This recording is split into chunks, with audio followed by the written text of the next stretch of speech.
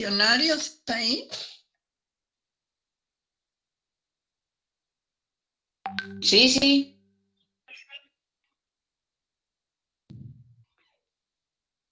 ¿Tienen cuestionarios? Sí. Sí, sí. No escucho. Sí. Sí. A ver, estás Sergio y María. A ver, no le entiendo lo que dicen. Sí, tenemos los cuestionarios. Bueno, ustedes quieren que yo puse a grabar. No sé si quieren, si no, no grabamos esto. Bueno, vamos a grabarlo. Sí, mejor que quede grabado. Bueno, ¿saben qué pasa? Tengo cosas escritas como para ampliar lo que están preguntando. Pues, bueno. Da la definición de aminoácido. Bueno, un aminoácido es una molécula orgánica con un grupo Profe, se le está y un grupo entrecortando mucho. carboxilo. Los más frecuentes, yo eran 20 proteínas, y teníamos aminoácidos, teníamos aminoácidos esenciales, que se los voy a dar, creo que no lo tenían. Los esenciales son la isoleucina, son 9, leucina, lisina, metionina, fenilalanina, treonina, tripano, valina e histidina. Los otros 11 que estuvimos viendo: alanina, tirosina, aspartato, cisteína, glutámico, glutamina, glicina, prolina, serina, asparragina y arginina. Bueno,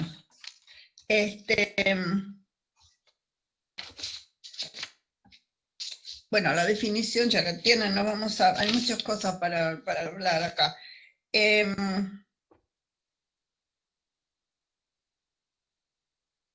Bueno, a ver, algo que puedas, bueno, voy a leer lo que tengo. Los aminoácidos más frecuentes de mayor interés son aquellos que forman parte de las proteínas. Dos aminoácidos se combinan en una reacción de condensación entre el grupo amino de uno y el carboxilo del otro, liberándose una molécula de agua y formando un enlace amida que se denomina enlace peptídico. Todos los aminoácidos que forman parte de las proteínas son alfa-aminoácidos, o sea que el carboxilo y el amino están unidos al mismo carbono, que es el carbono alfa. Además, este carbono alfa se une un hidrógeno y una cadena radical R de estructura variable que determina la identidad y las propiedades de cada uno de los aminoácidos. Bueno, la pregunta 2. Escribir las fórmulas de los ácidos aminoacéticos. O sea, glicocola y glicina es lo mismo. Glicocola es el nombre antiguo que tenía la glicina. Y 6-aminohexanoico. ¿Cuál de estos es un alfa-aminoácido? La glicina, por supuesto. ¿Cómo se clasifican los aminoácidos? Fundamental y dar ejemplos. Bueno, vimos los 5 clases de los aminoácidos. Ustedes tienen todo en la clasificación, no hace falta que yo no sé, si quieren los leo, pero los grupos. A ver, están se los digo nada más, los grupos R no polares alifáticos, los grupos R aromáticos que tienen grupos R polares no cargados, los que contienen grupos funcionales, las que tienen, a ver, polares no cargados, y los grupos R cargados positivamente. Eso lo tienen todos ustedes en las clases.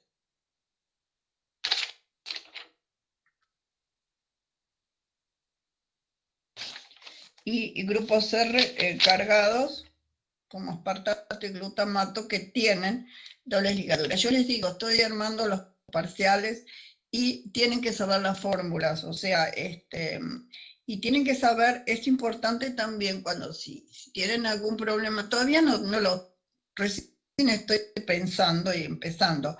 Pero, por ejemplo, el aspartico es dicarboxílico monoamino. El glutamato es dicarboxílico monoamino. Uno tiene 4 carbonos, el otro tiene 5 carbonos. Entonces, si yo digo que son dicarboxílicos, les digo para determinar el punto isoeléctrico. Si son dicarboxílicos, primero se va a disociar que está el carboxilo que está unido al carbono alfa. Y en este caso, después se va a disociar el carboxilo del grupo R. Y después recién se va a unir el grupo, disociar el amino. Y lo mismo en el glutamato, o sea que el punto isoeléctrico en general va a estar entre los dos carboxilos, la adición de los, ¿sí? Y en el grupo amino lo mismo, la lisina, por ejemplo, va a tener un punto isoeléctrico con un más alcalino, que tiene el grupo, se va a asociar primero de carbono alfa y después el amino del epsilolamino de la lisina.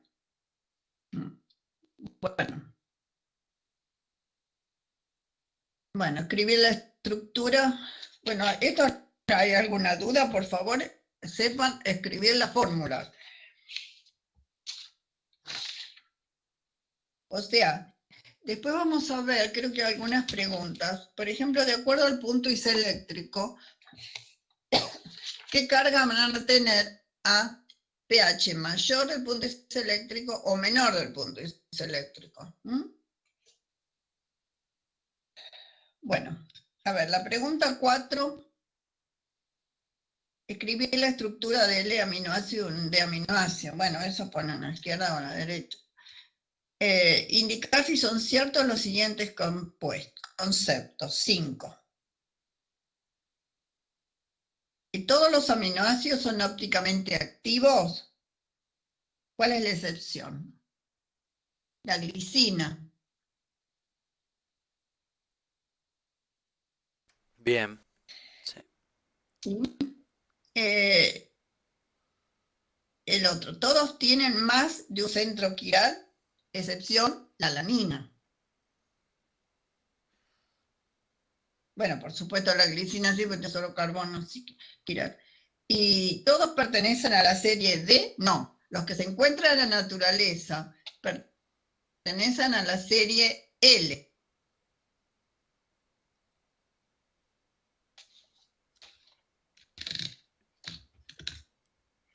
Después,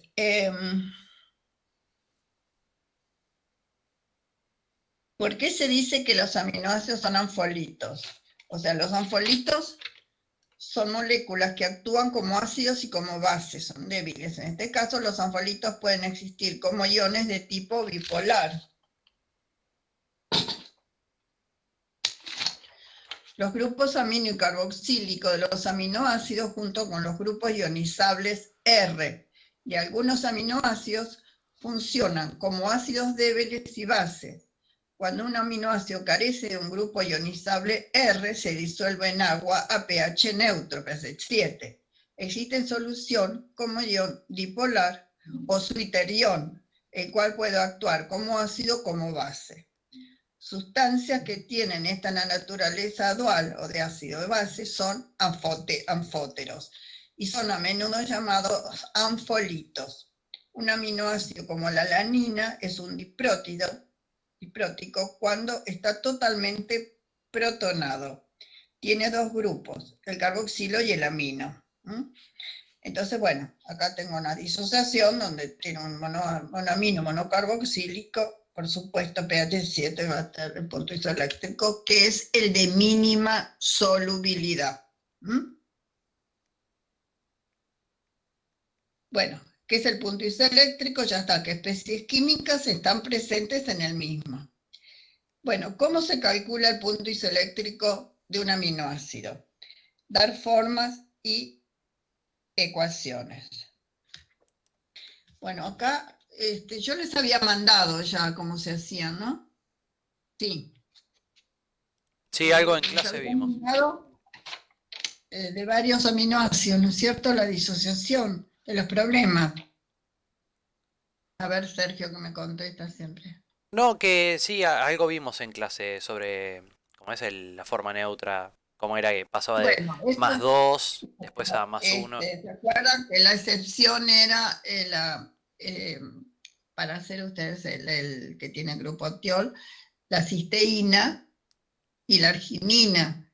La arginina se disocia a pH 6. ¿No? Y entonces, bueno, los demás dependía quién se iba a disociar primero. Primero carbono alfa en general, excepto la histidina y la cisteína, ¿sí? Bueno,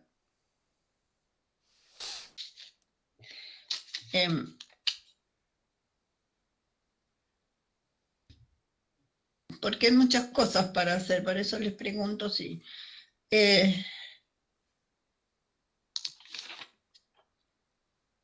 ¿cuántos valores de pK tienen como mínimo un aminoácido? Un Uno. monomínimo monocarboxílico tiene 2 Ah, pK. 2, claro, el del amino y el del carboxilo, ¿no? Tiene también un pK del R, son 3. Sí, pero como mínimo, 2. Como mínimo son 2. Bien. 8. Bueno, ¿qué es el punto isoeléctrico? ¿Qué especies químicas están presentes en el mismo? Esto está claro, ¿no es cierto? Ya lo vimos. Bueno, ¿cómo se calcula el punto isoeléctrico de un aminoácido? Dar fórmulas y ecuaciones. ¿Eso quedó claro? Sí. Sí, por favor, si alguien que necesita que aclare algo, yo, si no sigo. Bueno, nadie tiene duda. Perfecto. No, por Bueno, ahora no, sigamos. ¿cómo? Por ahora vamos bien. También, bueno, por eso me preguntan, por favor, yo sigo adelante y cualquier cosa me preguntan. De esto creo que vimos bastante ya. El ácido glutámico, la histidina, todos esos que tienen excepciones, practican todos porque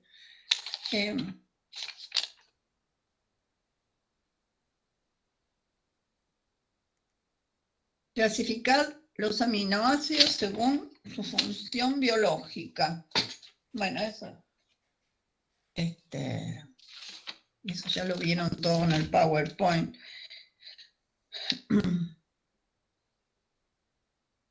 ¿Cuáles son las características de los aminoácidos proteicos? Bueno, son alfa aminoácidos, son L y son enantiómeros excepto la glicina. La 12. Dar la clasificación de los aminoácidos según su estructura química. Bueno, otra vez es como que se repite las primeras, polares, no polares, benzearomáticos, neoiónicos, los polares que no son iónicos, los que tienen tiol. Ya está respondido al principio. Dado los siguientes aminoácidos, escribir sus fórmulas y clasificarlos en neutros, básicos y ácidos. Bueno, aplicar la síntesis Strecker, la síntesis de Gabriel, la aminación de un alfa-aloácido o la aminación reductiva para sintetizarlo según convenga. Bueno, esto es un deber para usted, para la casa. Tienen ahí la síntesis en el PowerPoint.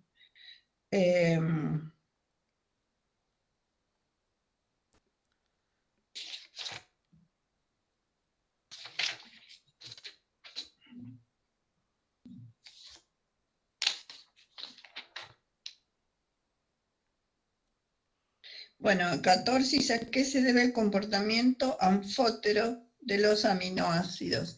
Tienen un grupo carboxilo y un amino, son dipróticos. Sí. Definición dipolar. En el punto isoeléctrico forman un dipolo, su iterión, tiene una carga neta 0, disminuye la solubilidad en agua, eso ya estaba.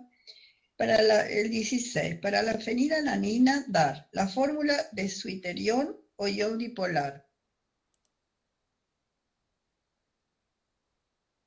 Bueno, esto está, ¿no? No tienen problemas con esto. O sea que disocian el carboxilo de la fenilalanina, que es la unión dipolar. Explicar brevemente qué significa punto isoeléctrico, otra vez, ya está. La fórmula correspondiente en un medio cuyo pH es menor que el punto isoeléctrico. A ver, vamos a ver si la fenilalanina tiene, vamos a suponer que tiene un pH 7. Ay, que no tengo espacio. Supongamos que la fenilalanina tenga un punto isoeléctrico alrededor de 7. Si ustedes tienen el punto isoeléctrico, si nosotros le obtenemos la fenilalanina en un pH mayor que el punto isoeléctrico, ¿qué carga neta va a tener? Carga negativa. Perfecto. Y si es menor, va a tener carga positiva. Sí. Eso tienen que tener en cuenta, por ejemplo, cuando ustedes tienen una proteína, las proteínas tienen punto isoeléctrico, depende del porcentaje que tengan de aminoácidos ácidos o aminoácidos básicos o aminoácidos neutros.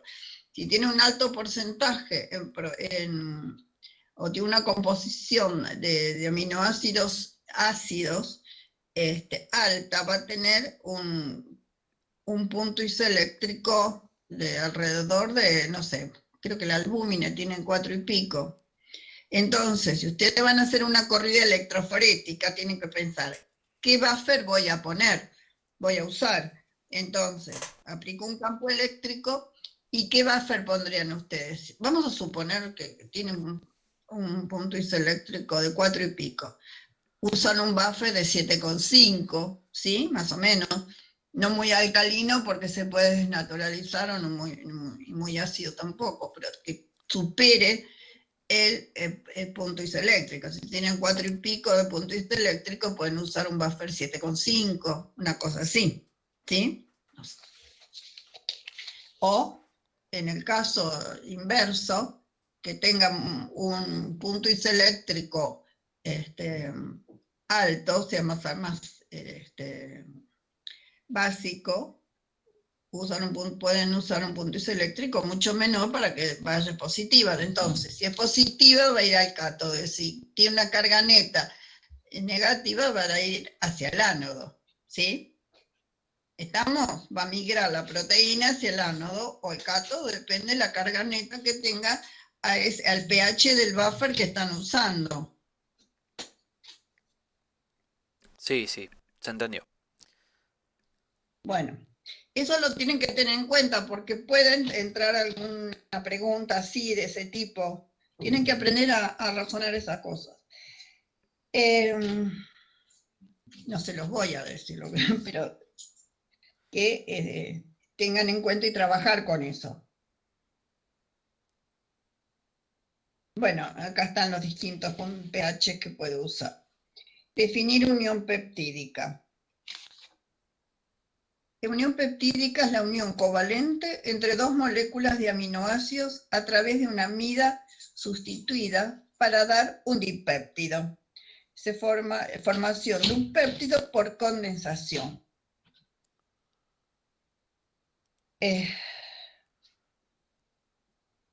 Bueno, un péptido, definir péptido. Un péptido contiene solamente un grupo alfa-amino libre y un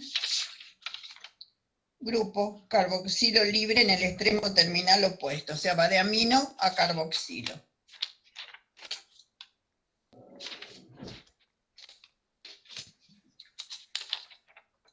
La 19. ¿Qué características estructurales presenta la unión peptídica? ¿A qué se debe su gran estabilidad? La unión peptídica es una reacción de condensación bajo condiciones bioquímicas estándar. El equilibrio para la reacción de formación de una unión peptídica favorece al aminoácido más que a la unión peptídica. Para hacer la reacción termodinámicamente más favorable, el grupo carboxilo debe ser químicamente modificado o activado tal que el grupo oxidrilo pueda ser eliminado más rápidamente. Características estructurales del enlace. Es un enlace covalente, la unión peptídica, que es carbonilo, nitrógeno, hidrógeno, es en realidad un enlace amida sustituido. ¿Cómo están los grupos, el oxígeno respecto del hidrógeno de la unión peptídica, en posición cis o trans? Pregunto. ¿Se acuerdan que Sí, estaban en un plano porque sí. tenían... Era cis, ¿no? No, No, no. eran trans. Trans. Trans. La unión ¿Podés repetir? peptídica. Siento La que unión peptídica, el carbonilo y el nitrógeno-hidrógeno de la unión peptídica están en posición trans, el oxígeno y el hidrógeno. sí, ¿Sí? sí. Bueno, por difracción de esos rayos X, yo voy agregando cosas que tengo, y por difracción de rayos X se determinó que el enlace peptídico era más corto que un enlace sencillo normal, porque tiene una cierto carácter de doble enlace, ya que se estabiliza por resonancia. ¿Se acuerdan que estaban en un plano, superponían los planos, tenían dos ángulos que tenían que podían rotar, y por eso se formaba la alfa hélice, ¿sí? Por lo tanto, no hay libre giro alrededor de este enlace. Esta estabilización obliga a que los 4 átomos que forman un enlace peptídico, más los 2 carbonos que se encuentran en posición alfa con respecto a dicho enlace, se encuentran en un plano paralelo. Esta ordenación planar rígida es el resultado de la estabilización por resonancia del enlace peptídico. Por eso, el armazón está constituido por la serie de planos sucesivos separados por grupos metilenos sustituidos. Bueno, ¿quedó claro? Ahora, como la estructura, esto impone restricciones importantes al posible número de conformaciones que pueda adoptar una proteína. El oxígeno carbonílico y el hidrógeno amídico se encuentran en posición trans. Ahora está claro. Uno a cada lado del plano. Sin embargo, el resto de los enlaces, nitrógeno, carbono alfa y carbono carbonílico, carbono alfa, son enlaces sencillos, verdaderos, con lo que se puede haber giro. Ahí están los dos ángulos, el pi y el psi. Pero tienen una cierta rotación por los impedimentos estéricos. Solo existirán unos valores permitidos para phi y psi y dependerá en gran medida del tamaño del grupo R. El enlace peptídico se puede romper por hidrólisis ácida, esto que no lo habíamos visto. Hidrólisis ácida se basa en la ebullición prolongada de la proteína en soluciones ácidas fuertes, clorhídrico y sulfúrico, pero por este método se destruye el triptofano y parte de la serina y treonina. Respeta los aminoácidos que se destruyen con ácido. Normalmente se usa hidróxido de sodio o hidróxido de bario. La hidrólisis enzimática es la más común en los seres vivos. Claro, lo que vamos a ver, la hidrólisis por enzimas de aminoácidos, pero es importante desde el punto de vista químico, qué ocurre con ácidos o álcalis. Se utilizan enzimas proteolíticas cuya actividad es lenta, incompleta, sin embargo destruye los aminoácidos, por lo tanto es muy específica. La hidrólisis, la desnaturalización por proteína, acá dice hidrólisis por temperatura, esta es desnaturalización por temperatura en condiciones normales. La mayor temperatura no destruye los enlaces peptídicos, o sea, no se destruye la estructura primaria por la temperatura, aunque puede llegar a desnaturalizar la proteína, o sea, lo que se altera es la estructura secundaria, terciaria y cuaternaria, porque esas son uniones, están formadas por uniones débiles. Aunque toda esa cantidad de uniones débiles estabilizan la proteína, lo que se desnaturaliza y más fácil de romper son las uniones débiles, en este caso por calor.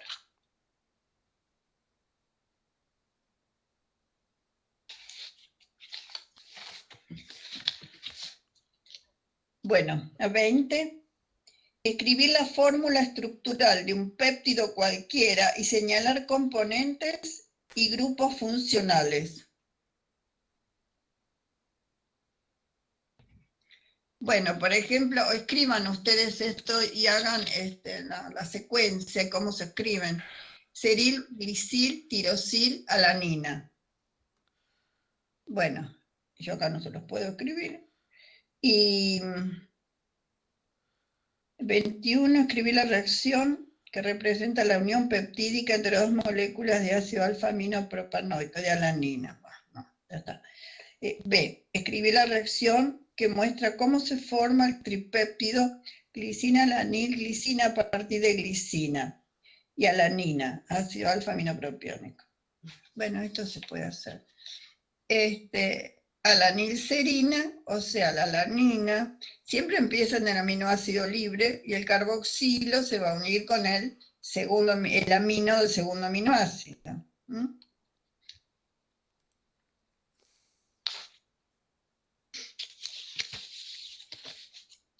Bueno, a ver. Definir polipéptido y proteína. Los péptidos son un tipo de moléculas formadas, esta es la 23, ¿no?, por la unión de aminoácidos mediante enlaces peptídicos.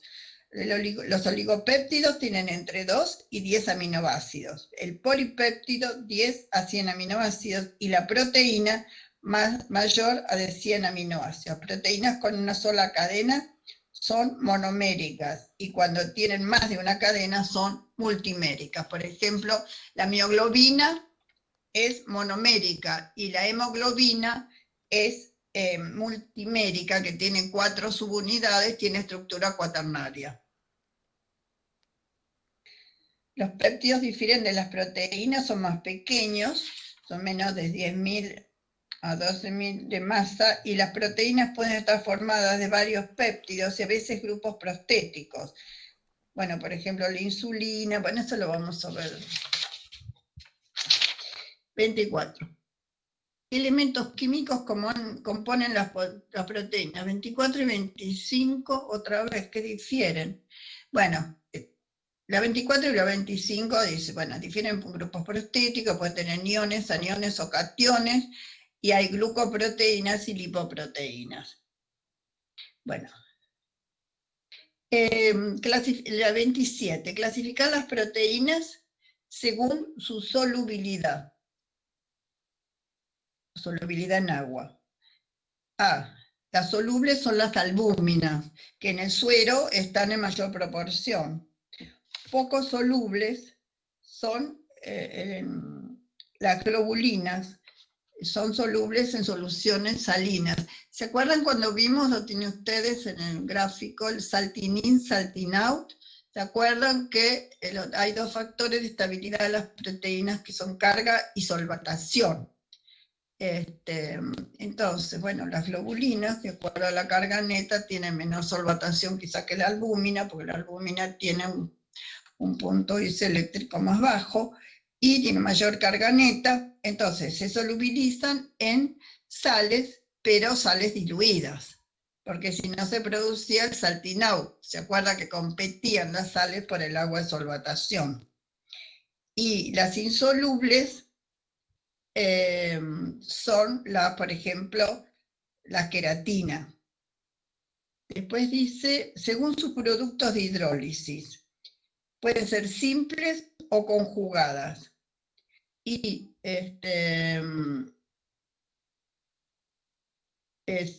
pueden ser, bueno, globulares o fibrosas. Saben que todas las proteínas que tienen función enzimática, de reconocimiento, de transporte, de todo lo que sea la función biológica, son proteínas globulares. Las otras son proteínas de estructura. Las enzimas son todas globulares, tienen funciones catalíticas. Bueno,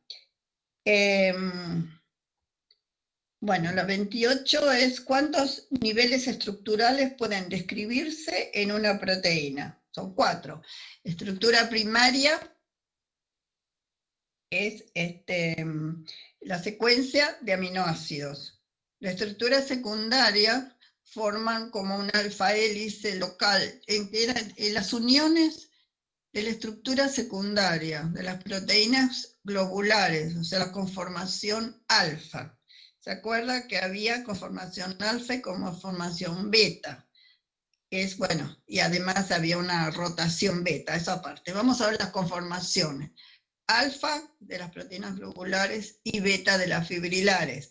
La conformación alfa, alfa hélice, y ¿cómo eran las uniones para formar la alfa hélice? Una estructura local que formaba un alfa hélice. Las uniones entre quiénes, el primer aminoácido y el cuarto, y el segundo, el quinto, y entre quiénes, el amino y el hidrógeno del amino y el oxígeno del carbonilo del cuarto carbono, uniones de hidrógenos intramoleculares. ¿Me siguen? Sí. ¿Están de acuerdo? Sí, era el giro ese que se producía, o sea, la hélice alfa, que era, me acuerdo era entre el primero y el cuarto péptido, pero Claro. aminoácido, pero no me Claro. acuerdo, el giro me acuerdo era algo así como 3,6 o algo así. Sí, 3,6 aminoácidos por Ahí cada está. vuelta. Sí. Sí, algo de eso me acuerdo. Sí, pero lo que nunca saben es que se forman puentes hidrógenos intramoleculares entre el nitrógeno, hidrógeno y el carbonilo de las provenientes de las uniones peptídicas. Los R están afuera, hacia afuera. Sí. Por favor, eso nunca lo saben. Y después está la estructura terciaria, que ahí tienen que estabilizar la estructura terciaria. ¿Se acuerdan que tenía el aminoácido prolina? Tenía un nitrógeno y un hidrógeno comprometido, no tenía un grupo amino libre, porque forma un compuesto aromático, un compuesto, hidrocarbonato cíclico, y tenía comprometido un hidrógeno del amino.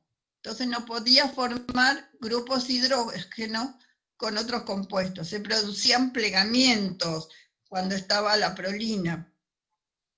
Entonces se producían plegamientos y también viene a ser también, además, la rotación, a veces beta. Y bueno, y se formaba la estructura terciaria porque se plegaban y se enfrentaban los distintos grupos R y podían formar ¿qué? Podían formar uniones hidrógeno, pero entre los grupos R, no entre los grupos nitrógeno y hidrógeno que ya están comprometidos con la estructura secundaria de la unión peptídica. La interacción por nitrógeno e hidrógeno de la unión peptídica que hace la conformación alfa hélice y estabiliza la alfa hélice. Y después cuando se enfrentan los grupos R, cuando se producen plegamientos, da origen a la estructura terciaria, que se enfrentan los R de los sustituyentes de los distintos aminoácidos. Entonces forman uniones iónicas, uniones puente de hidrógeno, pero entre los grupos R, uniones hidrofóbicas y hasta en algunos casos uniones disulfuro.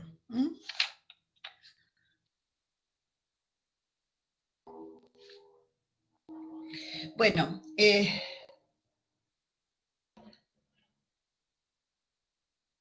y después teníamos el plegamiento beta, la conformación beta, que eran cadenas estiradas, y también interacciones entre cadenas, pues tenían determinados aminoácidos que se producían, no se formaba la alfa hélice de las estructuras globulares, y había interacciones de hidrógeno entre cadenas, intercadenas, provenientes de la unión peptídica.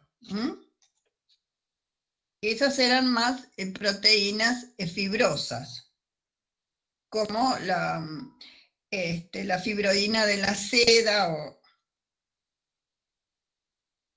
Bueno.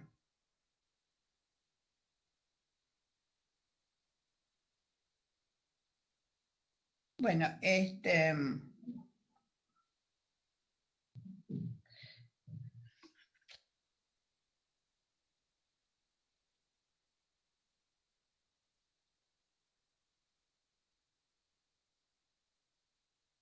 perdón, la elastina, me confundí con la...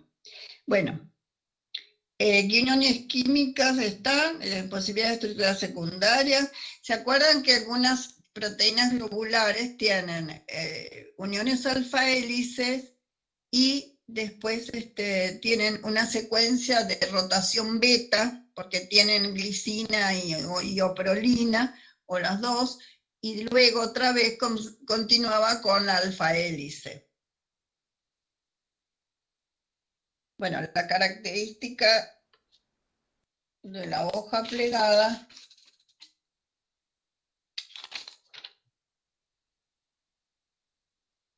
bueno, ya eso lo vimos. Pueden ser paralelas o antiparalelas.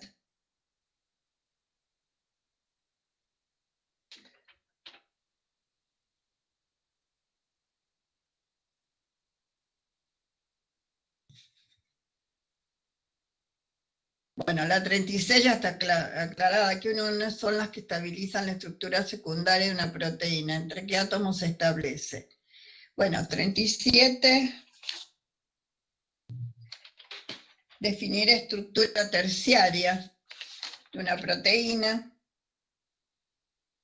Dice, todo el arreglo tridimensional de todos los átomos en una proteína se refiere a estructura terciaria, mientras que el término estructura secundaria, a ver que quede claro, se refiere al arreglo espacial de residuos de aminoácidos que son adyacentes en un segmento de cadenas, en la vuelta de hélice. La estructura terciaria incluye aspectos de más amplio rango de secuencia de aminoácidos, la localización de inclinaciones, incluyen la orientación beta en la cadena polipeptídica, y los ángulos de uniones son determinados por el número y localización de uniones de residuos que producen uniones específicas tal como, bueno, prolina, serina.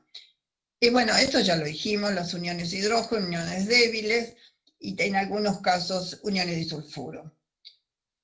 Algunas proteínas contienen dos o más cadenas polipeptídicas separadas o subunidades, las cuales pueden ser idénticas o diferentes. El arreglo de esas subunidades proteicas en arreglos de complejos tridimensionales constituye la estructura cuaternaria. Y la 40 dice describir la estructura cuaternaria y, bueno, escribe estructuras supramoleculares.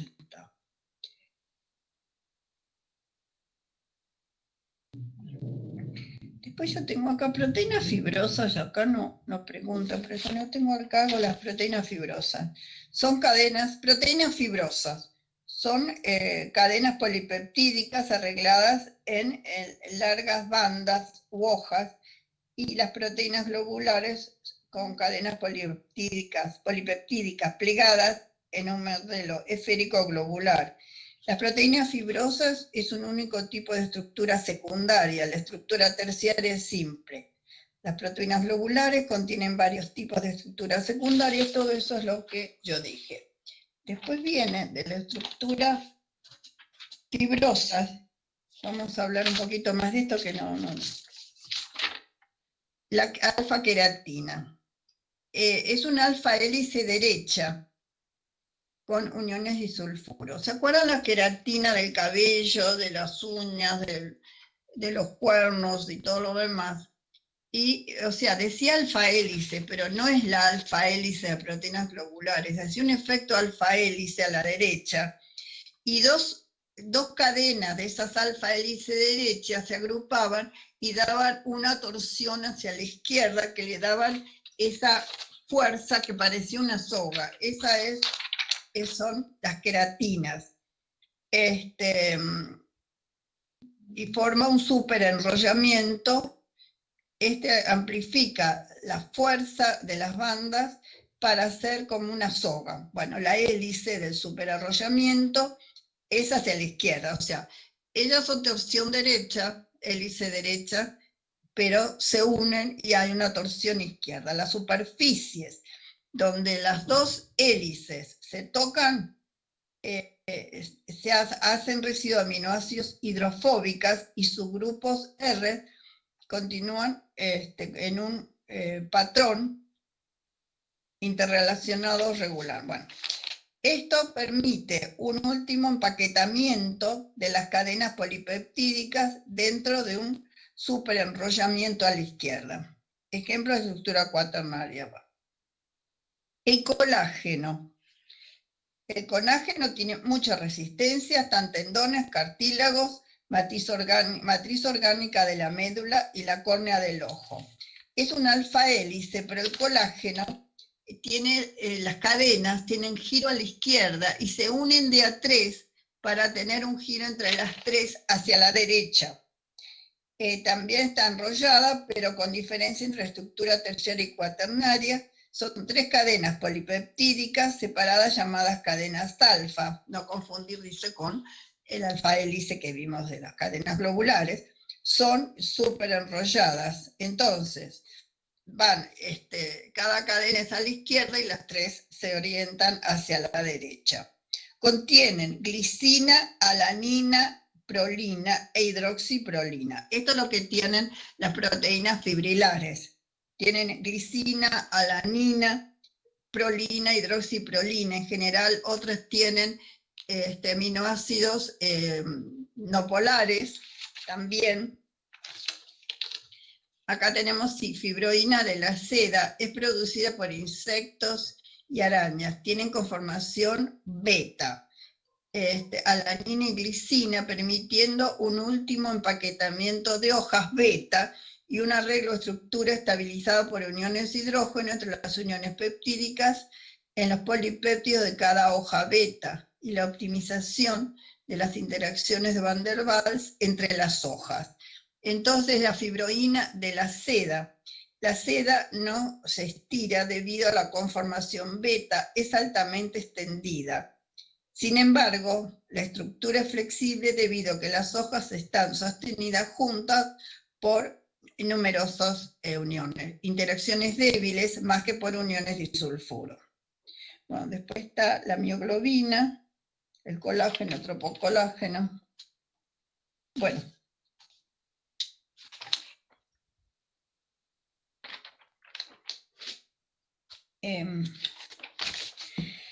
La 53. Bueno, acá desnaturalización, eso lo tienen todos en el PowerPoint, no lo vamos a volver a repetir. Si tienen alguna duda, les aclaro. Estamos, por favor, me preguntan ahora, callen para siempre. Si tienen alguna duda de desnaturalización, ¿cuáles pueden ser los agentes desnaturalizantes de las proteínas?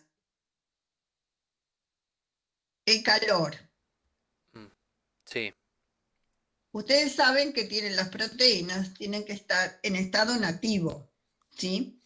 Que tener toda esa estructura, bueno, la primaria generalmente por desnaturalización no se altera, pero sí la secundaria y terciaria que tienen uniones débiles, por supuesto las cuaternarias. Entonces, el calor, bueno, agitación térmica y se desnaturaliza. Se alteran todas esas uniones débiles. Y bueno, desnaturalización puede ser reversible y irreversible, generalmente depende de la temperatura. Ustedes vieron que, vamos a ver más adelante, ¿no vieron?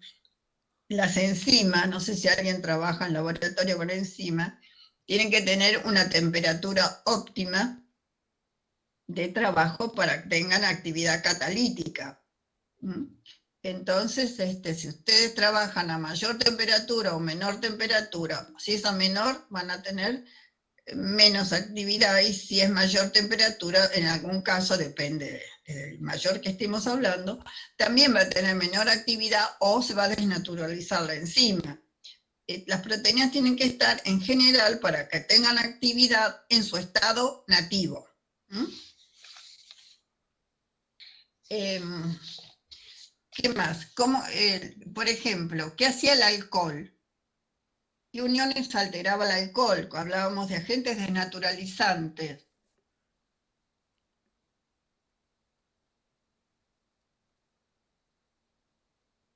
¿Qué uniones alteraba el alcohol? Si ustedes agregan alcohol, hay desnaturalización reversible.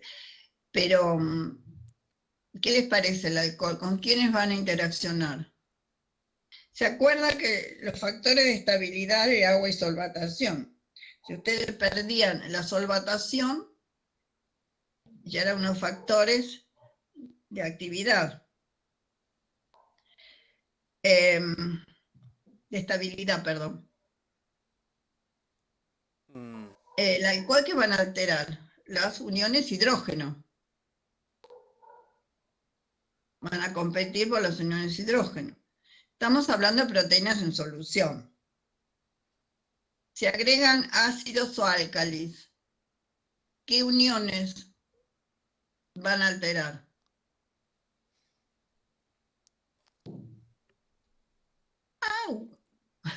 ¿Qué uniones? ¿Se pierde la estructura terciaria? ¿La estructura terciaria va a alterar? ¿Cuál? Perdón. La estructura terciaria.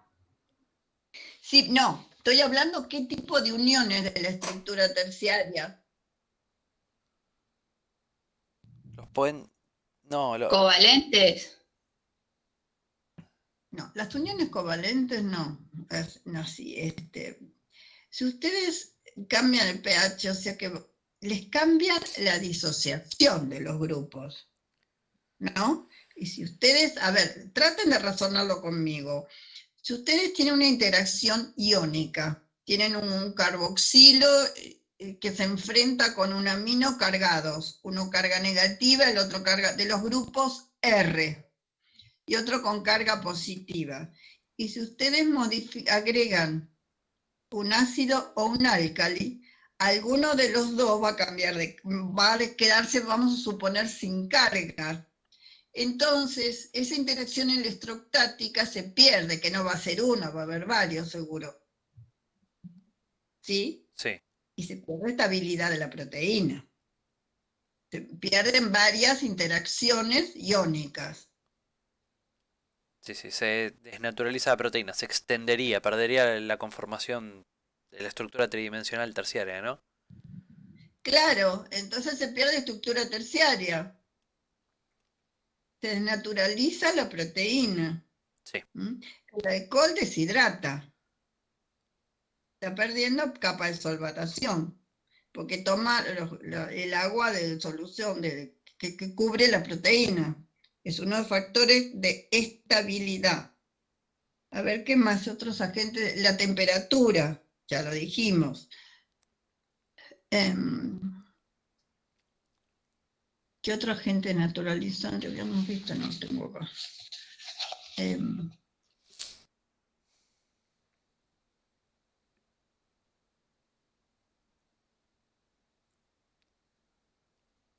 Bueno, ya para romper uniones disulfuro, o sea, no todas tienen uniones disulfuro entre los tioles, algunas sí forman. Por ejemplo, la insulina, que es una hormona, es una proteína de bajo peso molecular, tiene uniones, puentes disulfuro intercadena e intracadena, que es una proteína, la insulina, ¿no?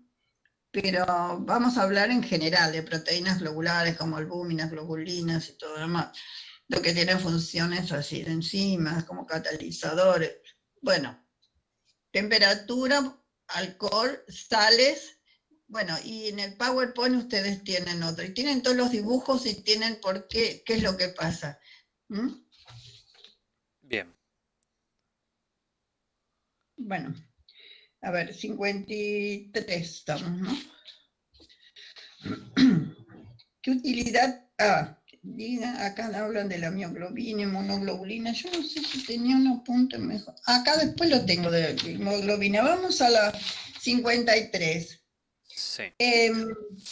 Describir la estructura No, la cromatografía bidimensional. Esto también creo que lo tienen ustedes en el PowerPoint. En un gel para analizar proteínas, separan proteínas en 2 dimensiones.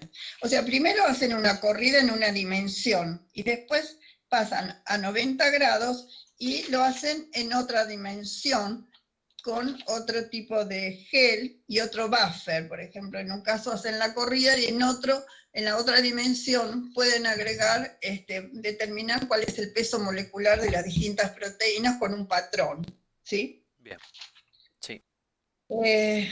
Después, 53. ¿Qué utilidad tiene una cromatografía sobre papel o capa delgada? Bueno, ya está. ¿Qué es una electroforesis?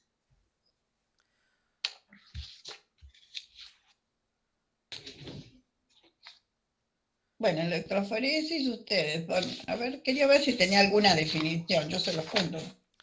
Ahí está más completo. Y es una técnica analítica para separar proteínas según su masa, por ejemplo, ¿no? Cuanto más chicas sean, más se van a mover. Bueno, y se le tiene que aplicar un campo eléctrico para que se puedan mover. Claro, ustedes, por ejemplo, antes se usaba más el papel, después se usó mucho, El gel. y ahora se usan, ¿cómo es? Gel de poliacrilamida, se usa Sí, muchísimo.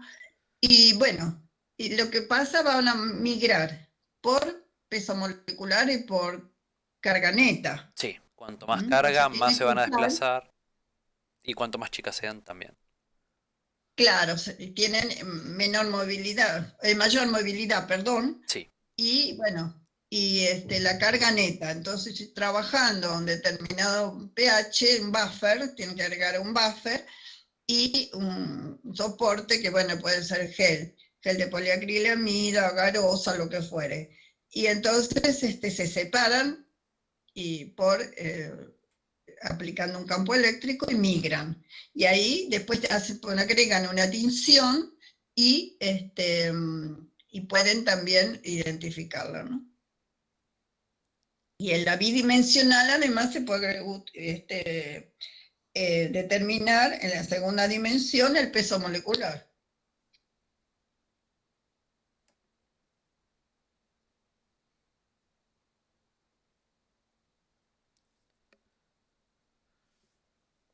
Bueno, ¿qué es una filtración molecular? Por ejemplo, eso lo explicamos en el PowerPoint, en la teórica. La filtración molecular se utiliza una larga cadena de Cefadex y por tamaño se filtra. Entonces, esas burbujas ay, ¿cómo puedo llamarlo? Bueno, tenemos tienen distinto tamaño, las moléculas que conforman el Cefadex. Entonces, las proteínas de mayor peso molecular no penetran en esas moléculas y pasan de largo por el eluyente. Se pone un eluyente, entonces la mayor peso molecular son las que salen primero. Y las otras ingresan a esas partículas del Cefadex. Entonces siguen agregando eluyente y luego salen las de menor peso molecular. Esas se llaman por filtración y yo les di el ejemplo ahí en la clase teórica de Cefadex. Bueno, recogen en distintos tubos y después analizan por espectrofotometría. Perdón, ¿puedo hacerle una pregunta? Sí. Sí. Con el tema del Cefadex, ¿es por peso o por tamaño de la partícula? Porque al ser más chiquitita se va metiendo dentro de los poros de las esferas. Y bueno, si tiene gran tamaño, va a tener en general más peso, ¿no? Tamaño de partículas. Sí, pero las más chicas ingresan a por ahí esas. es poco densa y de gran tamaño, y ahí hay una. Si la partícula es poco densa y de gran tamaño, tiene menor peso, entonces ahí puede haber una dificultad. Claro. Bueno. sí, yo entendía a qué se refería ahí. Sí, Porque no así. pueden ingresar a la de gran tamaño, no pueden ingresar a los componentes, esas como burbujitas del Cefadex. Claro. Y depende del grado, ustedes tienen que elegir de algunas, si van a utilizar un Cefadex, qué grado tienen el poro, ¿no? para poder saber de acuerdo al tipo de proteína o generalmente antes se hace una electroforesis previa para saber qué tipo de proteínas tienen y todo lo demás, no van a hacer directamente pasar por columna. Y si ustedes tienen, por ejemplo, unas células, tienen parte en células, ¿cómo hacen para determinar de primera intención qué proteínas tienen? ¿Cómo dijo? Si tienen células, ¿no es Sí. cierto? Y yo tenía, por ejemplo, tejidos de plantas superiores. Y no sé, trabajaba con papas primero, papas, maíz, es una verdulería, pero tenía que extraer las mitocondrias. Bueno, ¿qué hacía? Primero, ¿qué hacen? Rompe la célula. Sí. Sí. Rompen la célula con un álcali, un medio adecuado, y hacen una centrifugación diferencial. Y luego extraen lo que ustedes, en el caso que quieren aislar las proteínas, extraen la fracción, después de hacer una centrifugación diferencial, extraen la fracción proteica que les interesa trabajar. Y ahí, bueno, hacen una electroforesis común, ven lo que tienen, las tiñen, y después de ahí hacen el fraccionamiento proteico. Y después, bueno, ese fraccionamiento proteico, por ejemplo, en Cefadex, ustedes extraen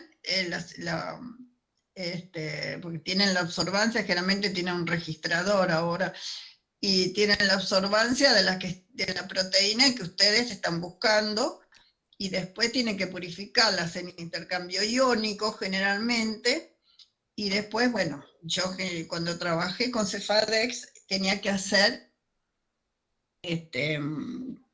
antígeno anticuerpo, tenía que determinar después, y bueno, tenía que purificarlos y demás, ¿no? O sea, no es así sencillo decir, bueno, determino proteínas en, qué sé yo, en tal célula. Bueno, pero tienen que hacer un fraccionamiento, tienen que hacer y recién después fraccionan. O hacen una electroforesis bidimensional, o hacen, bueno, depende de lo que quieran determinar. ¿Está claro? Sí. Sí. Una pregunta. Usted se refirió a la célula vegetal que la rompía con álcali seleccionado. ¿Si es una célula animal también o con detergente se prefiere? Mira, depende de las células. Las células vegetales es un mundo aparte, porque tienen pared celular, además de membrana, tienen lípidos, tienen vacuola, tienen todo lo que te ocurra, tienen adentro. Pero yo extraía ahí mitocondrias, sí. Claro. Entonces, bueno, tenía que romper las células y en un determinado buffer, y bueno, hacer una centrifugación común y después hacer centrifugación diferencial. Varias centrifugaciones, quiere decir a distintas velocidades con distintos buffers, para poder llegar a extraer lo que yo quería, que eran las mitocondrias. Claro. Esa es aparte. Y bueno, y después trabajar más o menos con cualquier cantidad. Yo a veces usaba para determinar plántulas de soja, plántulas de semillas de soja, tenía que, no sé qué cantidad eran, y hacía medio hidropónico, como 5 bandejas, y tenía 1,5 mililitros de mitocondria. Sí. Seguro que un trabajo en vegetales puede sacar 5 trabajos en animal. Es muy difícil porque tiene mucha contaminación los vegetales. Bueno, pero fue positivo. Bueno, ¿alguna pregunta más? ¿Se entiende esto? ¿Se entienden las proteínas? Lástima, no podemos hacer práctico. Bueno, después hay otra que tengo, a ver, para separar por puntos eléctricos, ¿se acuerdan? Que yo se los di. Se llama isoelectroenfoque. Un gradiente de pH, se agrega un gel y se agrega un potencial eléctrico, y ahí se hace un extremo sea más positivo que el otro. Y entonces agregan un gradiente de pH, un gel y un gradiente de pH, y entonces después se siembra y se agrega otra vez un gradiente, y ahí las proteínas más insolubles van a quedar en su lugar del gradiente que le corresponde. Como son insolubles, su punto es eléctrico, ahí se van a quedar cada una de las proteínas en su lugar del gradiente que le corresponde.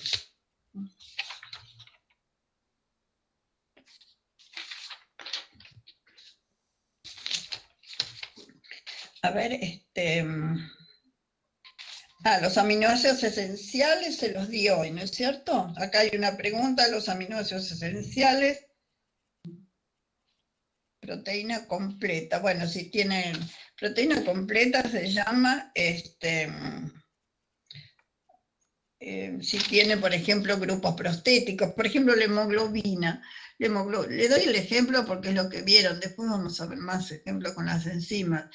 La hemoglobina tiene un grupo hemo con hierro ferroso, tiene grupos hemo sustituidos, es un tetrapirrol cíclico, y ese es el grupo prostético de la hemoglobina, y después está la proteína propiamente dicha, ¿sí? La proteína globular. En el caso de mioglobina es una cadena polipeptídica, es una proteína unida al grupo prostético, y la hemoglobina son 4 moléculas con un grupo prostético, tiene cadenas dos cadenas alfa, 2 cadenas beta, el grupo prostético también es el grupo hemo, con hierro en el medio, que está unido, está con un bolsillo, ¿cómo es? Hidrofóbico.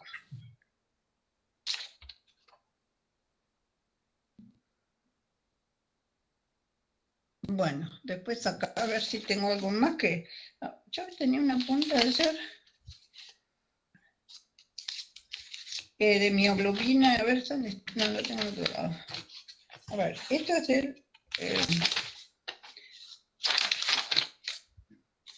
bueno, a ver. Bueno, vayan fijándose las dudas que tienen mientras yo busco esto que quiere dar. Bueno, los aminoácidos esenciales se los di.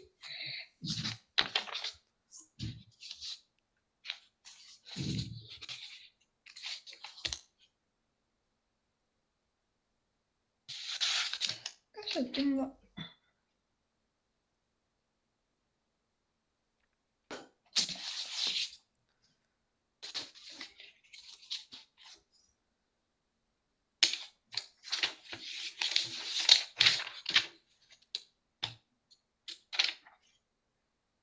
Acá está. Ya. Bueno, la estructura de actina. ¿Se acuerdan? Actina y miosina, hay una pregunta acá. Bueno, la actina es una proteína globular de una sola cadena polipeptídica. Los filamentos de actina están formados por moléculas de la proteína globular actina G, que en presencia de ATP, o sea, de energía, se polimeriza formando un filamento doble helicoidal, actina F.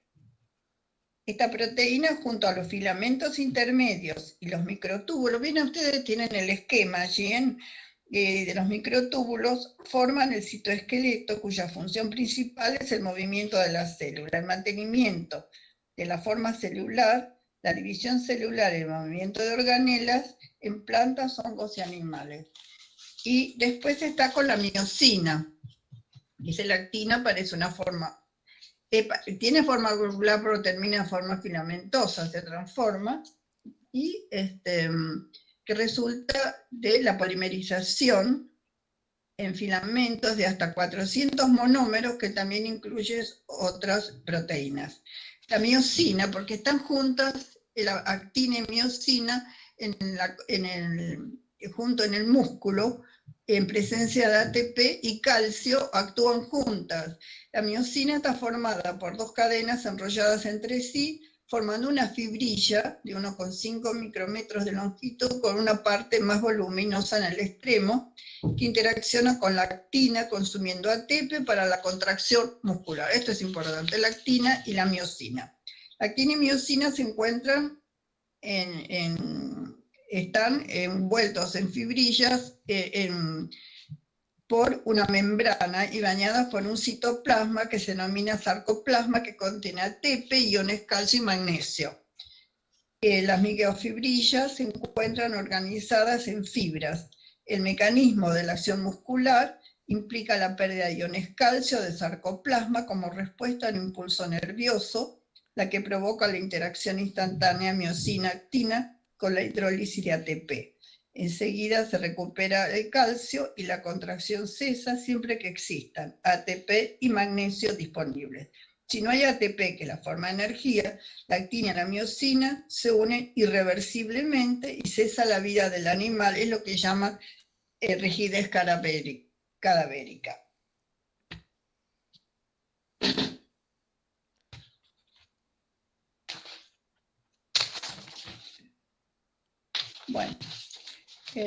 Bueno, eso creo que es todo lo que no son problemas, ¿no? Bueno, de todas estas 60 preguntas, más o menos están contestadas. Sí, yo diría que sí. Bueno, y los problemas y ejercicios, a ver. Después yo acá tenemos las otras. Vamos a repasar un poquito todos los problemas rápidamente y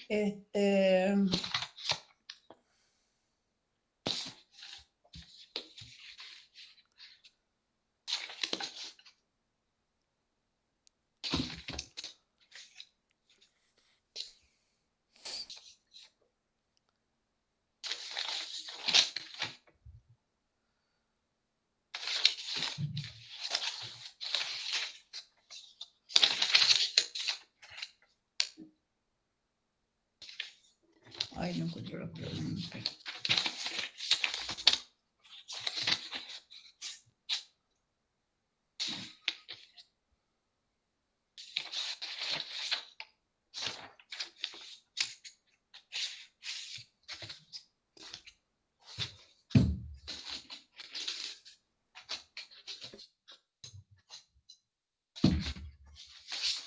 Bueno, acá tenemos los problemas.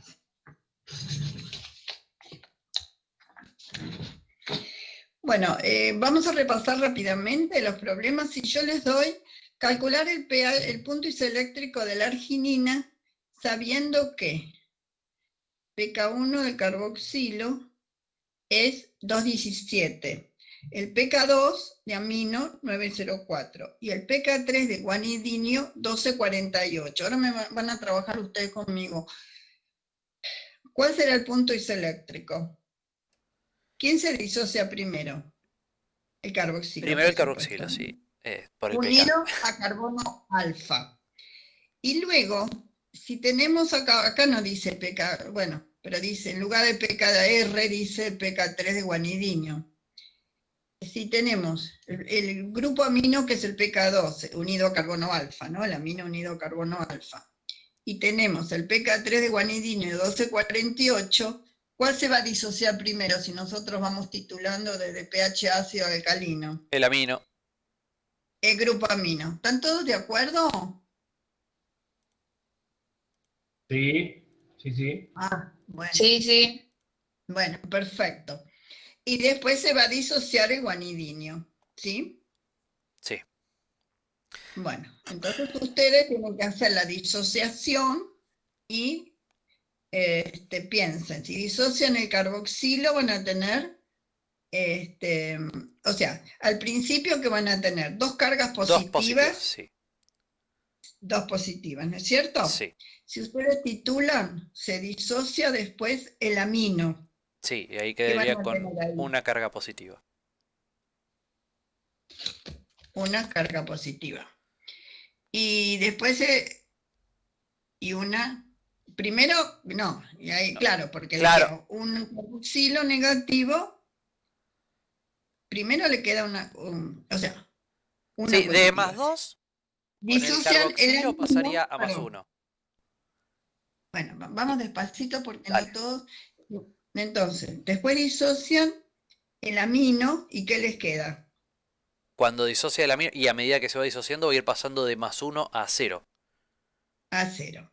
Entonces, y después de guanidinio. Entonces, finalmente me queda una carga neta negativa, más 1. Sí. Cuando está todo el guanidinio disociado, me queda la carga -1. Entonces, el punto isoeléctrico, ¿entre qué pKs va a estar? Entre el 2 y el 3. Entre pK2 y pK3. ¿Están Sí, todos de acuerdo? sí. Que va a ser la suma de los dos dividido 2, ¿no? Dividido 2, sí, pero yo digo, ¿entre cuáles va a estar? Sí, Sí. dividido 2, por supuesto. Vamos a ver el otro. Calcular, pues lo tienen que hacer rápido esto, si tienen que hacer algo. Calcular el punto isoeléctrico de la histidina sabiendo que pK1 es un 82. ¿Se acuerda que la histidina, esa que tenía capacidad buffer, porque el pK2 era 6, se disociaba primero, antes que el amino, ¿no es cierto? Tengan en cuenta que era uno de los... Bueno, entonces, pK1, partíamos de... ¿Cuántas cargas positivas? 2 positivas. No. 2 positivas. Sí, 2. Disociamos el carboxilo, nos queda...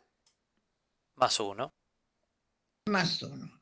Y disociamos primero el pK'2, el pK2 ahora es la histidina. Por eso es mejor que pongan pK. Yo voy a poner pKr, no se preocupe. El pKr es 6. ¿Y ahí qué carga tenemos? Cuando empieza a disociarse, ¿qué grupo? Primero se va a... el grupo imidazol de la histidina se va a disociar. Y después se va a disociar. Entonces, ¿dónde va a estar el punto isoeléctrico? Yo diría que otra vez entre el pK2 y pK3. Bueno. Está bien, ¿no? Sí. ¿Saben qué? Ustedes por favor, cuando hacen esto, vayan haciendo los problemas con las fórmulas. Y tómense un ratito y hagan eso. Y ahí tienen la tabla ustedes de los puntos isoeléctricos. En el PowerPoint tienen las tablas de los puntos isoeléctricos.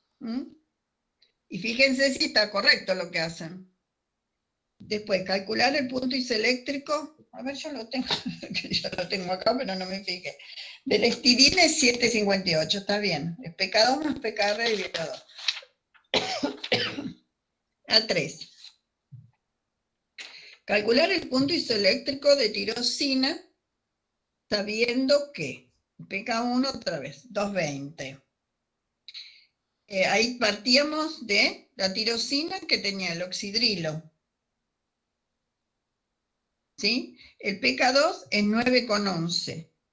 Y fíjense que el pKr, o sea, el pK3, el fenol, ¿se acuerda de la tirosina aromático con un oxidrilo? Del veloxidrio de fenol todavía es más alcalino que el amino.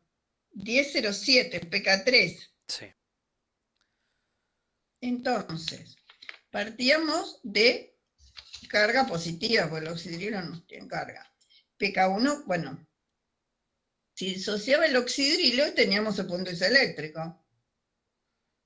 Carga 0. Sí. Y después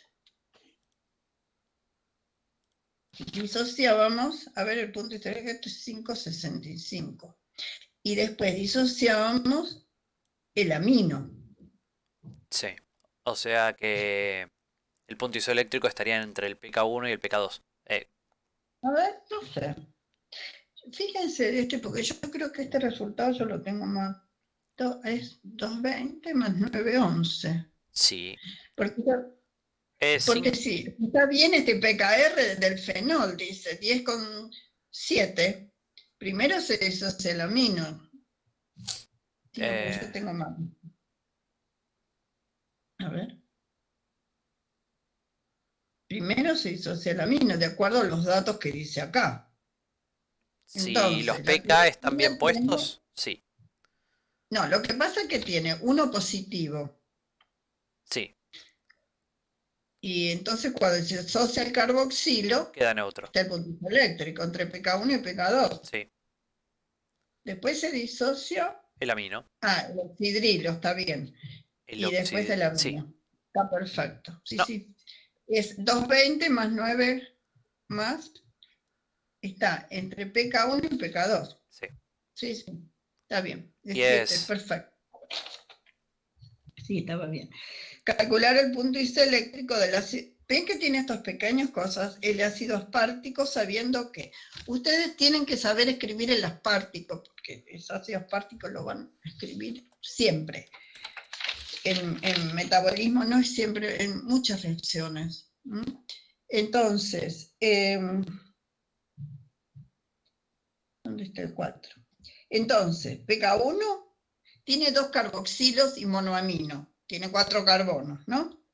Entonces, pK1 es 1,99. Si el ácido aspartico y el glutámico, los dos se disocian. Primero el carboxilo unido a carbono alfa. Después pK2 va a disociar el carboxilo del R. Y después se va a disociar pK3, 9,9 es el amino. Eso está claro. Y el glutámico lo mismo, que es dicarboxílico. Entonces, escribir las especies iónicas, bueno. Entonces acá tenemos el punto iseléctrico es pK1 más, claro, está mal, porque acá ponen pK2, se lleva a confusión, parece fuera del amino, está mal puesto esto. El pK2 es el pKr, estamos, pK2, 3,9 es pKr.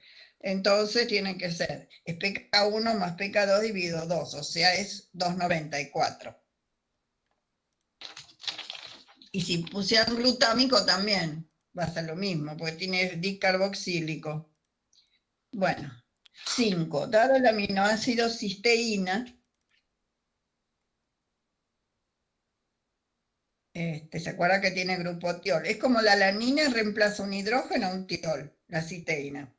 Entonces tenemos acá pK1, 1,96, pK2, 10,28 y pKr es 8,18. El punto isoeléctrico es aproximadamente 5,07, algo así. Entonces, primero se disocia el carboxilo. Después, como el pKr es 8,18, se va a disociar, es un ácido muy débil, se va a disociar el tiol. Me ¿Sí? perdí. ¿Pasamos al 5? ¿Estamos en el 5? El 5, sí, la cisteína. Okay. Sí. El pK1 es 1,96. El pKr es 8,18, o sea, el de la cisteína. Un grupo tiol, perdón, sí. ¿Estamos? Y el pK2 sería 10,28. Entonces, primero el carboxilo. Partimos de una carga positiva. Después disociamos el carboxilo. Primero el carboxilo, perdónenme. Después el grupo tiol. Y después recién el grupo. Entonces, el punto iseléctrico, ¿dónde va a estar? Entre pK1 y pKr. ¿No? A ver si están bien los datos. Porque el pKr, si yo lo tengo bien los datos acá, no sé tú, es 8,18. Y el pK2 es 10,28. Entonces, primero se disocia el carboxilo y después el tiol. Sí. Está bien.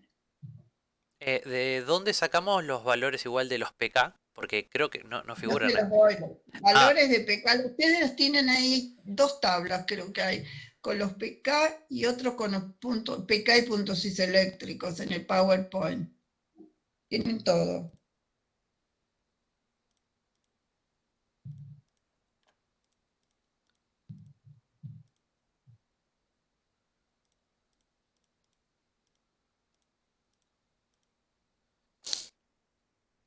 Sí, está bien, entre pK1 y pK2, sí. Punto iseléctrico es 5,07. Bueno. Bien.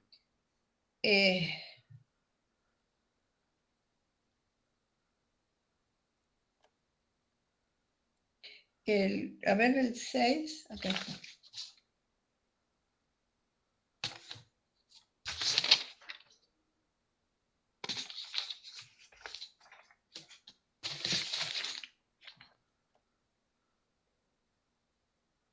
Acá tengo bien los valores de la cisteína. Es un ácido débil, tiene pK1 1,26, pKr 8,18, que es el del grupo tiol, y pK2 10,28, 5,07, está perfecto. Bueno, no, porque pensé que tenía mal los datos. El 6, a ver, la pregunta 6, determinar, acá está, la dirección de migración ánodo-cátodo, eso me van a decir ustedes, del ácido glutámico en una electroforesis, a pH 7 y a pH 1. El ácido glutámico, ¿cómo era? Dicarbonílico y monoamino. Claro, 5 Eh, carbonos. sí, Acá tenemos el pK1 2,19, el pKr 4,25, pK2 9,67. bien. El punto isoeléctrico es 3,22. Sí. Entonces me piden el ácido glutámico. ¿Qué carga neta va a tener? ¿Dónde está acá? A pH 7 y a pH 1. A pH 7, o sea, si tiene 3,22 puntos isoeléctricos, ¿qué carga neta tiene? ¿Por encima del punto isoeléctrico?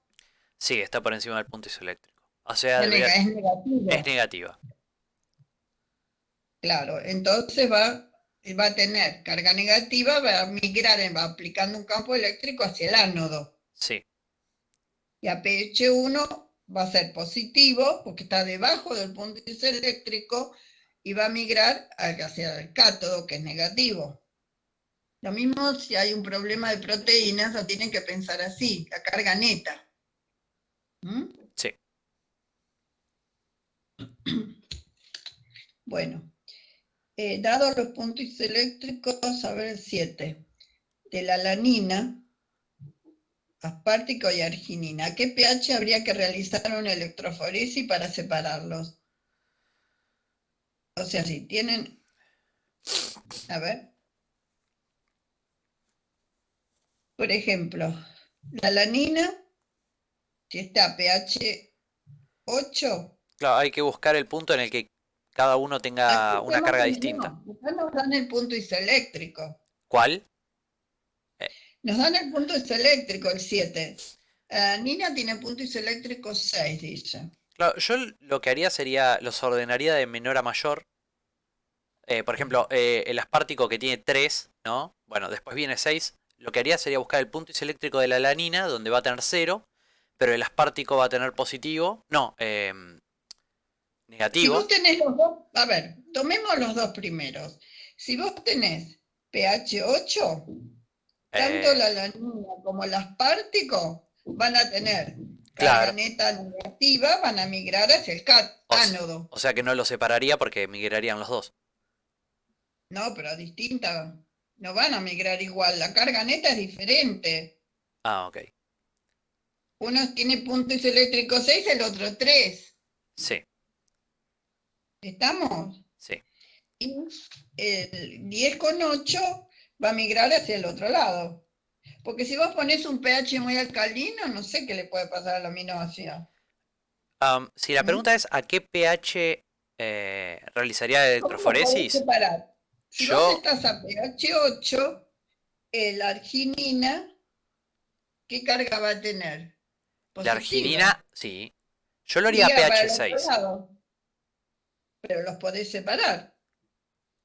¿A qué pH? A pH 8 va a ir la alanina y el aspartico hacia el ánodo, porque tienen carga negativa. Sí. Y la arginina va a ir hacia el cátodo, porque va a tener carga positiva. Sí. ¿Nos siguen todos? Acá desconectado. Sí, el tema es en qué momento desconectamos la corriente para que queden separados, porque si no se nos amontonan todos en el cátodo o todos en el ánodo. Eso no me queda claro. Podés estar en el medio. Claro, yo lo sembraría en el medio, lo pondría a pH 6, entonces la alanina no se desplazaría en ninguna dirección. Bueno, eso puede ser también. La alanina queda en el centro de... Porque va a estar en el punto isoeléctrico. Bueno, perfecto, puede ser también. Claro, Sí, el sí, muy aspartico bien. se desplazaría hacia, a ver, tendría carga negativa, ¿no? Sí. Entonces iría hacia el cátodo, ¿correcto? No, carga negativa va Claro, al cátodo. claro, Al ánodo, perdón. al ánodo, ok. Y bueno, el otro iría en la dirección contraria. La alanina tiene puntos eléctricos C, queda en el centro del lugar de siembra.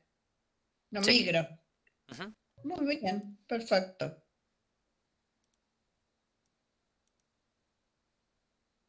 Bueno, después el 8. Péptido. Dos uniones peptídicas, un tripéptido. Bueno. El 9. Escribir el siguiente péptido: cisteína, valina, lisina. Nombrarlo, señala las cadenas laterales y señala los extremos carboxilo aminoterminales. Eso es lo que hicieron. Bueno, no sé, yo lo tengo, pero no lo puedo escribir. Estos hay varios de estos problemas. Por favor, trabajen con esto. Tienen ejemplos ustedes.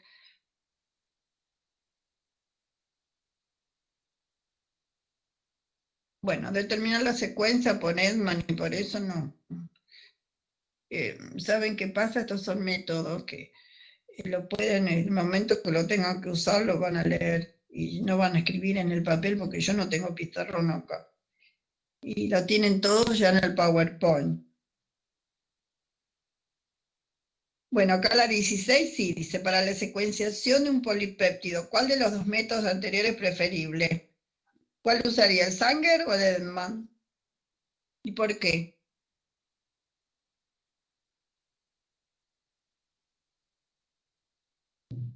Me perdí. ¿En cuál estamos?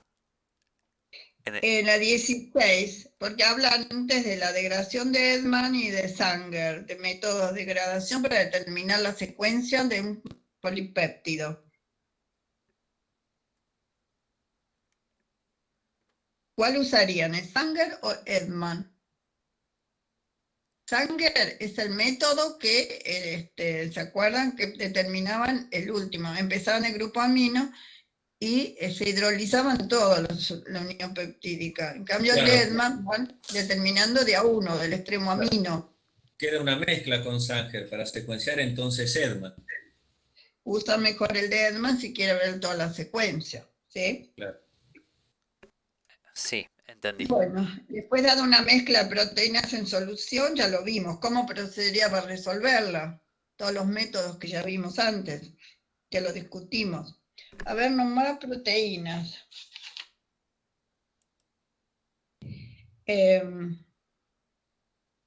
Principales en la leche, la caseína, el beta-lactoglobulina y alfa-lactoglobulina. En sangre, la albúmina, alfa, beta, gamma, globulinas. En el trigo tienen albúminas, gliadinas, gluteninas. La gliadina, para celíacos, la gliadina es la que tiene problemas, por eso no pueden comer harina de trigo. A ver, la carne es la mioglobina, lo que estamos viendo. La mioglobina, junto con otras. Actina y miosina, el músculo esquelético, el colágeno también, no sé qué pregunta, espera. B19. Nombrar una proteína de maíz, del huevo, del poroto y de las uñas. Del maíz es la ceína, alto contenido de glutamina y prolina. El huevo es ovoalbúmina, tiene grupos tioles. El poroto, semillas de soja, por ejemplo, tiene glicinina y con glicinina. Las uñas tienen queratina, o sea, tiene azufre. Lo que se comen las uñas. Ya no se usa más comerse las uñas. ¿Cuáles de las proteínas nombradas contendrá posiblemente fósforo y azufre? El fósforo tiene la caseína de la leche. Calcio. Bueno, la 22. Dar el nombre de dos proteínas que sean enzimas, hormonas, pigmentos respiratorios y no alimentarias. Bueno, la enzima no tiene sentido porque no las vieron. Lactato deshidrogenasa, malato deshidrogenasa. Hormonas, lo que sean proteínas, la insulina y el glucagón, que son las opuestas en cuanto a requerimientos de la célula. La insulina se libera cuando hay mucha glucosa en sangre y el glucagón cuando hay poca glucosa en sangre. Y la C22C, pigmentos respiratorios. Bueno, la citocromosidasa, que es una enzima. Y el 22 no alimentario, succinato deshidrogenaso. 23. La prolina no se acomoda en la estructura alfa-helicoidal de las proteínas por ser un aminoácido. ¿Cómo es? Es una amina secundaria, un aminoácido con una cadena lateral cíclica. Es una molécula hidrófoba. Por eso, porque cíclica no se acomoda. ¿Estamos? 23, 24. Señalar la proteína extracelular responsable de la fuerza y flexibilidad del tejido conectivo, insoluble en condiciones fisiológicas, pero desnaturalizada por el calor, ácidos biliares y álcalis. Tenemos la elastina, bueno, yo digo lo que tengo porque ya vimos los demás. La elastina es una molécula proteica que confiere elasticidad a los tejidos. Es una proteína del tejido conjuntivo, se encuentra en óseos y cartílagos, con funciones estructurales que, a diferencia del colágeno, proporciona resistencia. La elastina está en el tejido conjuntivo o conectivo, tejido cartilaginoso óseo y linfoide. A ver si tengo algo más. No.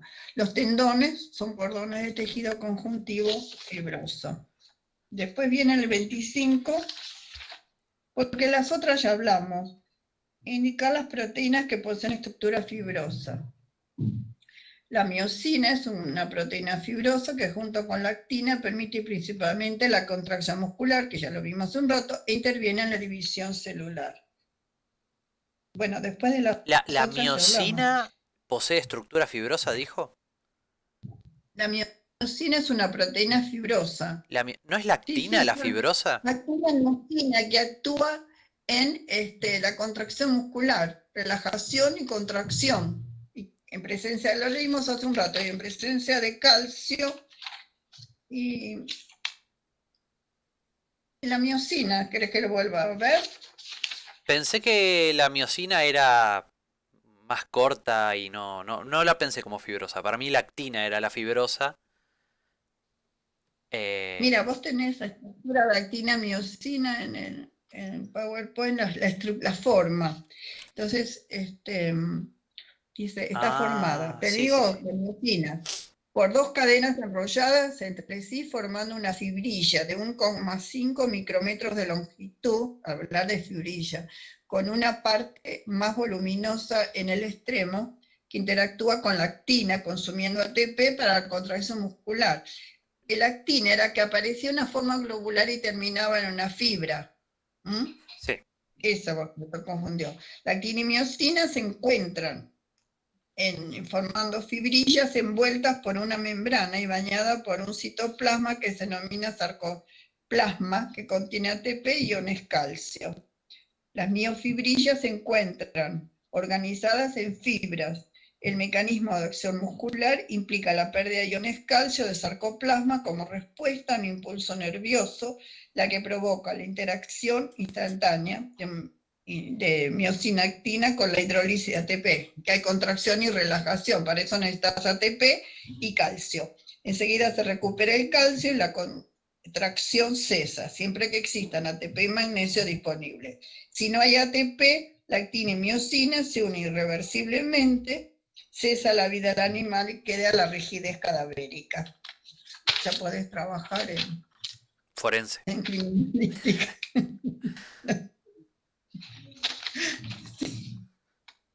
Bueno, a ver qué otra.